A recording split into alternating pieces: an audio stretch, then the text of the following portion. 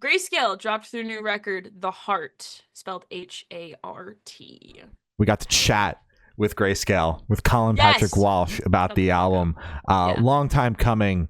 Um, we've been fans of Grayscale for a while, have wanted to chat with the band for a while, and it finally got to You happen. longer than me, Yeah. honestly. Yeah. Yeah, I got Glory into Grayscale. I've been a fan since before the podcast started, and to finally get to chat with Colin about such a big moment in their career was an honor. It was a fantastic conversation. It's out now.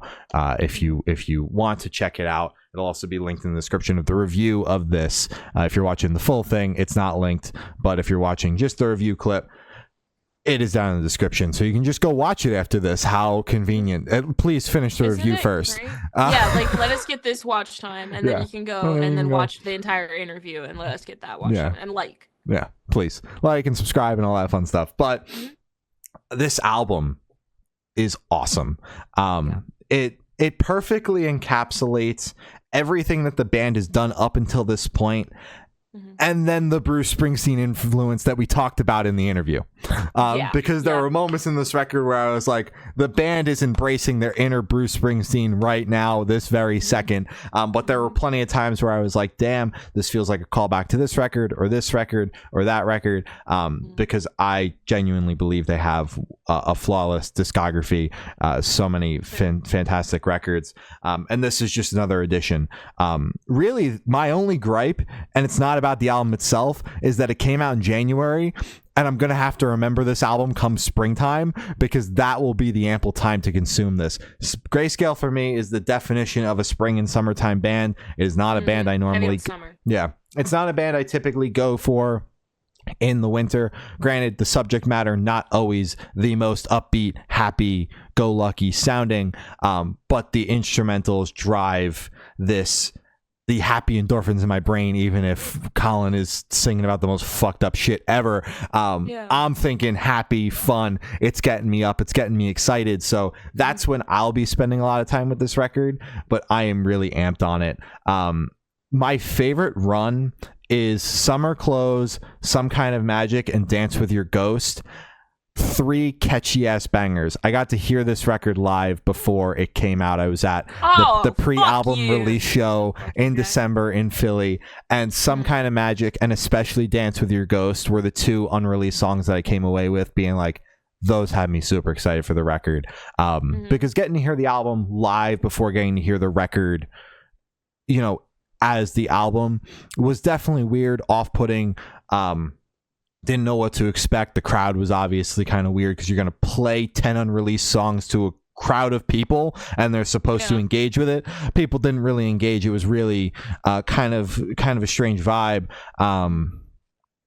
But yeah, those were the songs that I came away with like, damn, those are going to be fucking bangers. And those are the songs that I came away with post listen, really enjoying. Mum 2 absolutely tore my heartstrings out. God damn, Grayscale does the absolute slow track with gut wrenching lyrics so goddamn well. That was fucking crazy. Yeah, Not Afraid to Die as the album closer is fantastic. The Heart is an intro track, and the first real track being Kept Me Alive is fucking phenomenal. There is not a single bad song on this album. It's flawless front to back. I love it. I cannot wait to spend more time with it when I feel it is the right time to consume this record. When it's like the Grayscale weather hits you and you're like, it's time. It's time. Yeah. I think that this record is fucking incredible. I mean, I completely agree with all of your points.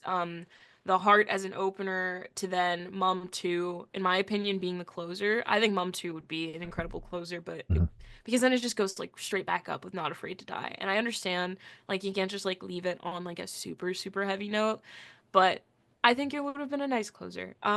It is so fucking heavy. Like it was one of those songs where I couldn't not focus on the lyrics. It was staring you straight in the eyes, and it said, this is what's fucking happening right now, and this is happening in my life. This is how I feel.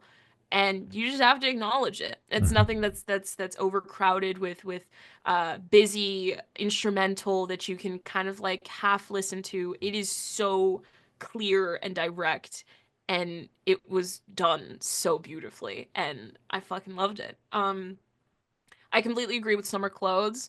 That track, goddamn, that track is incredible. Goddamn. And I agree. Summer Clothes, Some Kind of Magic, and Dance with Your Ghost is incredible. I also really like Talking in My Sleep, and then I also fucking love Painting Over You. Mm-hmm. So many hard hitting tracks with super heavy topics or just super sad topics. Mm-hmm. And a lot of them made me go, fuck, this is so sad. I don't know if I want to listen to this right now, but I had to Yeah. because we're reviewing it. But the fact that off first listen, an album can get that type of strong emotional response from me, I think is an incredible sign. The songwriting's incredible, the instrumental is incredible. I think it's packaged up very well. It's clearly a very personal and deep and raw record, and I think it's super easy to digest, and it's very difficult to have all of those things and still make it um accessible for people who aren't the biggest fans. Yeah. I enjoy Grayscale, but I typically don't go out of my way to listen to them. It's kind of just like, oh, they released something, I'm gonna listen to it. Mm-hmm. But I'm not kind of like a diehard fan. But being able to kind of pick them up and put them down, and then pick them up for this record, and they still immediately had me. Shit, man, that's a good band. Yeah, That's a good fucking band. That's a great band for sure. They're going on tour. They're going to be supporting Mayday Parade. Mayday Parade is celebrating 20 years as a band, which is fucking wild to think about. Because that first record, A Lesson in Romantics, is one of my all-time favorite albums, and it makes me feel old saying that band is celebrating 20 years. Because I was just a wee little lad when that record came out. So they're supporting the full tour. If it's coming near you, it's hitting the road in May, June time frame. So if it's coming near you, you should consider going. I have my friends telling me that I should sell my Night 2 Ice Nine Kills ticket to see Grayscale and Mayday Parade, but I'm like, I've full album play, Ice Nine Kills, same old from Grayscale and Mayday Parade. I don't know, Game Time Decision, I feel like it's Fly fair. And Live also, for Glory, Grayscale. I would like a video of that. I would like a video.